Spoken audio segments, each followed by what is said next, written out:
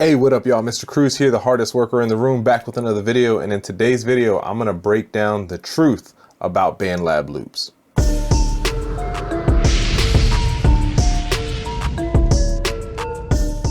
But before we get into the video, I do want to shout out BeatStars. BeatStars, the #1 platform to be able to sell your beats and turn your passion into a profit. Now, one of the great things about BeatStars is that pretty much everything on the website is handled and automated when it comes to you selling a beat or leasing a beat to somebody. As a matter of fact, the other day I was home, just picked up my kid from school. We came back to the house. We got the house to ourselves. We're chilling. We're watching TV, eating snacks. While I'm sitting here watching him watch Paw Patrol, I get a notification on my phone saying, bam, I just sold another beat and the money is headed into my account. That was it. Now, this is just one of the many things that's great about BeatStars. So if you're not on BeatStars and you're a producer like me, then I would encourage you to hit the link in the description, sign up for BeatStars, and make sure to use my code CRU230, and I'm gonna hook you up with your first month of BeatStars completely for free. All right, let's get to the video. All right, so Bandlab loops, are they royalty free? Now we can see here from their website, it says, are the samples on Bandlab sounds royalty free? Royalty free means that you don't have to pay somebody else to use that loop now or later on in the future. It says, yes, any sounds you like can be used either personally or commercially. We offer a royalty-free license for everything on the site. Use whatever you want to make something great. That's awesome. However, here's something else. It says, what's the catch and are there any limitations? There's only one limitation. You cannot use or redistribute Bandlab sounds as standalone or isolated samples.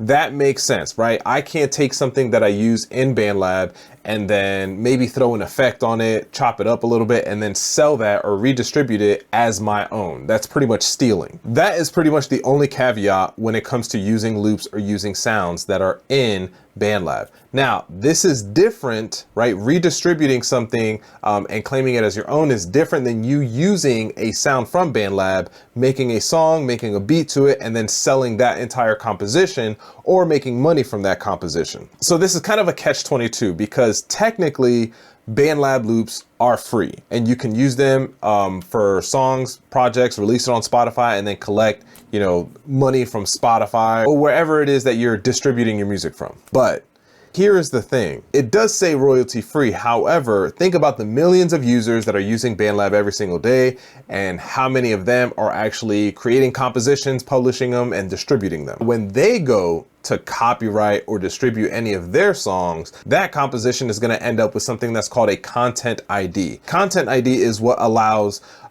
platforms like Spotify, Apple Music, Tidal, Pandora, YouTube.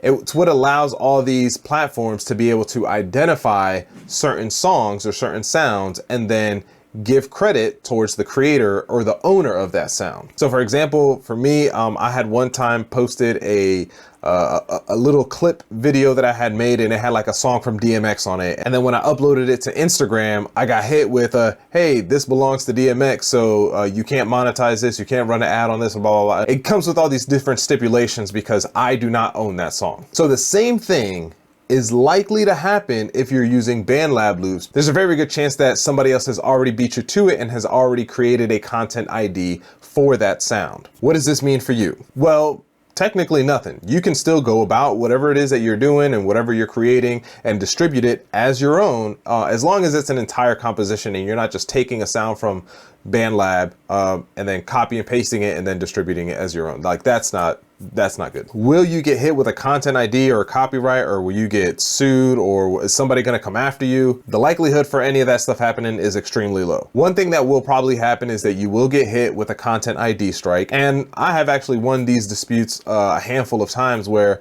I have used a sample, a free sample that somebody else has already used. And when I upload it, YouTube tells me, hey, you can't use that because that song belongs to somebody else. If you feel we've made a mistake, click here and submit an appeal. And then I click it, I submit my appeal, I explain, you know, what's going on. And then a couple days later, they come out, hey, our bad, you're good to go. So that's probably what's gonna happen to you. I can't promise that every single time that you try to appeal something like that, that it's always gonna go as smoothly. I just know that for me personally, every single time that that's happened and I have used something that was royalty free, the process has been pretty simple. So there you go. That's the truth, the 411 on using Bandlab loops. Hopefully that clears up any kind of misinformation that you may have gotten in the past. Let me know in the comments below what you think. Make sure to like, comment, and subscribe. It is your boy, Mr. Cruz, out.